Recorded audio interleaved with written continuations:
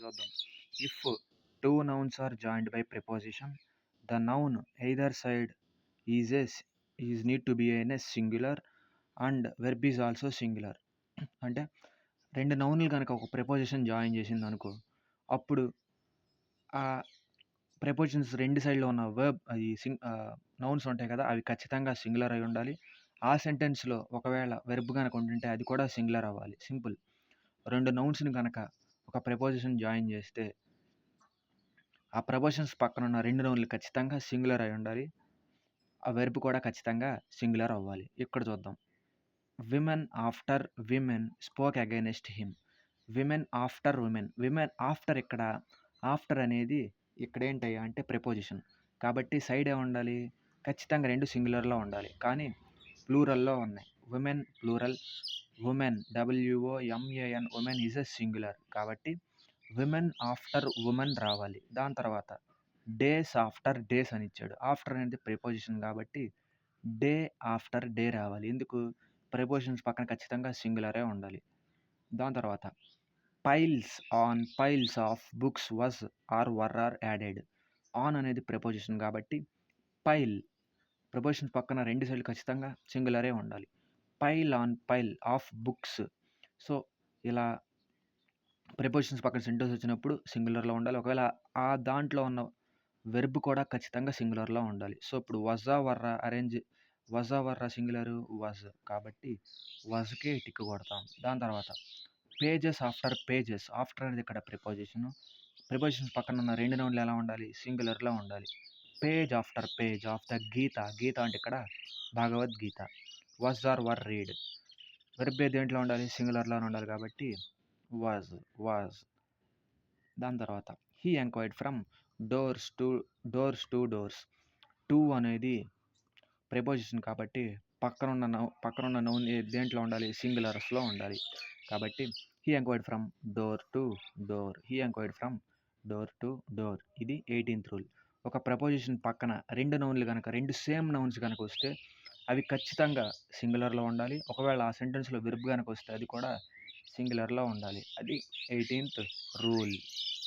Rule 19 చూద్దాం. Rule 19. If pronouns like somebody, anybody, something are followed by else. అంటే somebody, anybody, something వాటి యొక్క సెంటెన్స్‌లో లేదా వాటి పక్కన ఎల్స్ గనక వస్తే దెన్ అపాస్ట్రఫీ ఎస్ ఎక్కడ పెడతారయ్యా అంటే ఎల్స్ దగ్గర పెడతారు. వీటి మీద పెట్టరు. అంటే అపాస్ట్రఫీ అంటే ఏంటి? సంబడీస్, సంథింగ్స్, ఎస్ వస్తది కదా! ఇప్పుడు రామ్స్ ఉందనుకో రామ్స్ ఇలా. అపాస్ట్రఫీ అంటే ఇది. ఎస్ ఇక్కడ పెట్టరు. ఎల్స్ మీద పెడతారు అనేది ఈ రూల్. ఇప్పుడు చూద్దాం. Somebody's purse has stolen. ఇది రైటా రాంగా? రైటే. ఎందుకు? ఈ సెంటెన్స్‌లో ఎల్స్ లేదు. Somebody's purse has stolen. ఇది రైటే. దాని తర్వాత ఈ రూల్ యొక్క మెయిన్ ఉద్దేశ్యం ఏంటంటే ఒక సెంటెన్స్‌లో సంబడి, ఎనీబడి, సంథింగ్ వచ్చి వాటితో పాటు ఎల్స్ గనక వస్తే అపాస్ట్రఫీ ఎల్స్‌కి పెడతారు. వీటికి పెట్టరు. అది. So, somebody's else purse has stolen. So, somebody వచ్చింది, ఎల్స్ వచ్చింది. అప్పుడు అపాస్ట్రఫీ ఎక్కడ పెట్టాలి? ఎల్స్ దగ్గరే పెట్టాలి. కానీ ఇక్కడేం పెట్టాడు? సంబడీస్ దగ్గర కూడా పెట్టాడు. కాబట్టి ఈ సెంటెన్స్ రాంగ్. దాని తర్వాత ఈ సెంటెన్స్ చూద్దాం. Somebody else purse has stolen. Somebody వచ్చినప్పుడు ఎల్స్ వచ్చింది. అప్పుడు అపాస్ట్రఫీ ఎక్కడ పెట్టాలి? ఎల్స్ దగ్గరే పెట్టాలి. ఎల్స్ దగ్గర పెట్టాడు. కాబట్టి ఇది రైట్. రూల్ నెంబర్ 19 ఏంటయ్యా అంటే if pronouns like somebody, anybody, something ఇవి గనక సెంటెన్స్‌లో వచ్చి వీటితో పాటు ఎల్స్ కూడా వస్తే అపాస్ట్రఫీ పెట్టవలసి వస్తే ఈ ఎల్స్ దగ్గర మాత్రమే పెట్టాలి. వీటి దగ్గర పెట్టకూడదు. అది రూల్ నెంబర్ 19. Rule number 20. ఈ రూల్ నెంబర్ 20 ఏంటంటే the two or more nouns joined by and implying the separate position must take separate possessive sign or a apostrophe. ఏం అర్థం కాల అవుట్. సింపుల్. ఇదేంటంటే 2 నౌన్స్ కనుక అండ్‌తో కనుక జాయిన్ అయ్యి ఉండి ఒకవేళ వాటికి సెపరేట్‌గా అంటే 2 వేరుగా గనక ఉంటే మనం వాళ్ళు ఖచ్చితంగా అపాస్ట్రఫీ వేరుగా పెట్టాలి. లేదు వాటి మధ్య ఉన్న లింక్ ఉందనుకో అంటే 2 సేమే కదా! 2 ఒకదానికే సంబంధించింది కదా! అని ఏమన్నా ఉంటే రెండో నౌన్‌కి అపాస్ట్రఫీ పెట్టాలి. సో, ఇది రూల్. ఇప్పుడు చూద్దాం. I went to Ram's and Sita's house and found the couple are missing. Couple అంటే ఎవరు? ఇద్దరు. ఇద్దరు కానీ ఏక శరీరం గదా! సో, కపుల్ అంటే ఇక్కడ ఒకళ్ళే అని అర్థం. కపుల్ అంటే ఒకళ్ళే. తెలుగులో జంట కాబట్టి. సో, వీళ్ళిద్దరూ ఒకటిగానే కన్సిడర్ చేస్తాం. కాబట్టి అప్పుడు అపాస్ట్రఫీ రెండిటి మీద ఉండదు. సెకండ్ నౌన్ మీద అపాస్ట్రఫీ ఉంటది. అంటే రామ్ అండ్ సీతాస్ హౌస్ అయిద్ది. Ram and Sita's house. ఎందుకు కపుల్ అంటే జంట తెలుగులో. కాబట్టి ఒకళ్ళే కాబట్టి Ram and Sita's house are missing. Okay.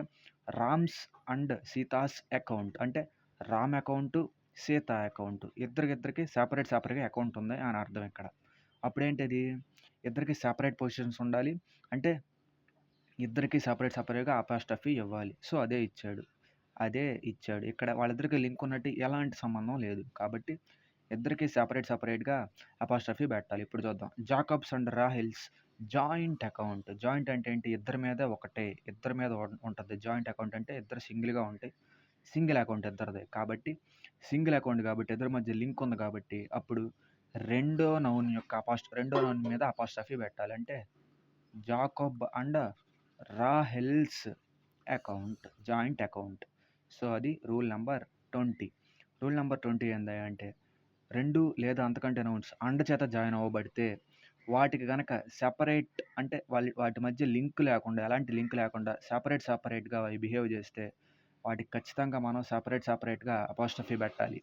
లేదా వారిండిటి మధ్య లింక్ ఉన్నట్టు గాని like couples lived in a same house, joint account ఇలా కొన్ని పదాలు కనుక మనకు కనపడితే రెండో నౌన్ మీద అపాస్ట్రఫీ పెట్టాలి. సో, అది రూల్ 20.